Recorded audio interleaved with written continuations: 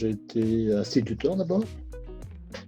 J'étais assez rapidement quitté pour être dans l'animation. J'étais animateur de maisons de jeunes, tout en restant toujours dans l'enseignement en partie, au moins dans le professionnel, puis dans le supérieur plus tard. Mais j'ai été secrétaire général d'une fédération de maisons de jeunes, la fédération la plus importante. Il n'y a plus que ça d'ailleurs maintenant, la FMJ.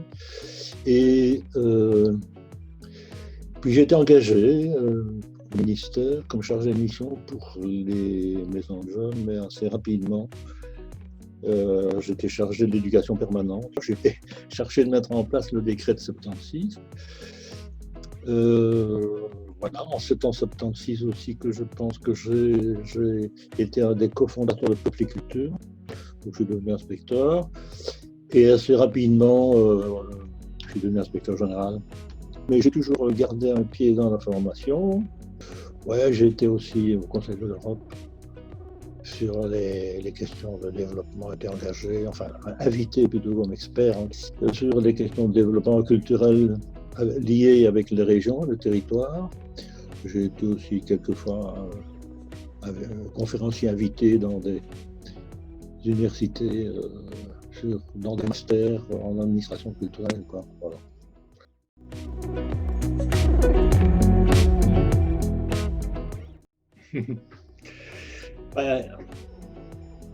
Il faut peut-être dire ce que c'est pour moi l'éducation permanente, pour pouvoir expliquer pourquoi il faut. Alors, pour moi, l'éducation permanente, c'est plutôt l'approche éducation populaire qui me frappe. Alors, qu'est-ce que c'est l'éducation populaire? C'est le produit de mouvements sociaux en lutte qui s'exercent de manière relativement autonome dans la culture de l'éducation. Et dans cette approche, il ne s'agit pas d'atténuer les contradictions, mais il s'agit d'affronter les contradictions sociales, la conflictualité sociale. Voilà. Donc, l'éducation permanente, c'est tout ce qui conduit à cela. La citoyenneté, c'est et révolte et coopération. C'est et révolte, donc et désobéissance civile, si vous voulez, pour tout ce qui est injuste, tout ce qui ne va pas, et coopération, faire de la coopération pour transformer les choses. Voilà. Ce qui caractérise l'éducation permanente, c'est à la fois un pôle rupture, transformation de la société, de ce qui ne va pas, et en même temps un pôle intégration, promotion. Donc à la fois, les groupes marginaux, les groupes sociaux en difficulté ou qui ont moins grande place, moins grande importance dans la société, veulent à la fois y prendre place, plus de pouvoir, donc promotion et intégration, mais par ailleurs, ils ne sont pas d'accord avec cette société. Ils sont en rupture. Ils veulent une rupture de cette société et ils veulent transformer. Ce qui caractérise pour moi l'éducation permanente, c'est aussi l'existence des deux pôles. Et donc, pourquoi faire de l'éducation permanente aujourd'hui? Parce que les enjeux démocratiques sont énormes, les enjeux environnementaux sont énormes, les enjeux en termes de liberté individuelle, de droit, de contrôle social via toute une série de techniques, y compris d'ailleurs les techniques informatiques, enfin liées à l'informatique. Toutes ces questions sont vitales, et donc faire de l'éducation permanente, c'est-à-dire s'investir dans des mouvements sociaux qui veulent transformer cet état de fait, me paraît tout à fait nécessaire, utile.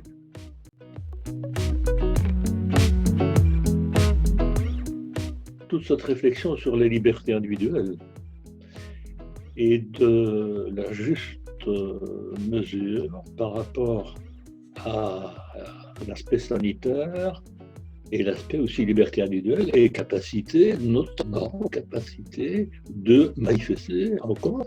Pour nous, il est exclu que l'impossibilité de l'action collective autre que par l'Internet se poursuivent. Il faut une révolte par rapport à ça. Une révolte, une coopération, donc une citoyenneté critique par rapport à ça.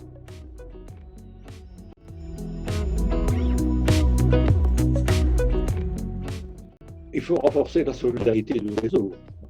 Ce qu'il faudra faire, la résilience passe par le renforcement de la solidarité et non pas la lutte des places, la lutte des places, mais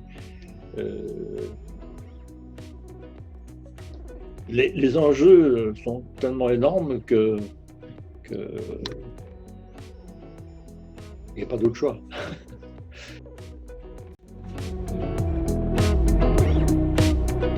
Parce que être efficace, c'est s'attaquer, c'est être radical, c'est s'attaquer à la racine des choses.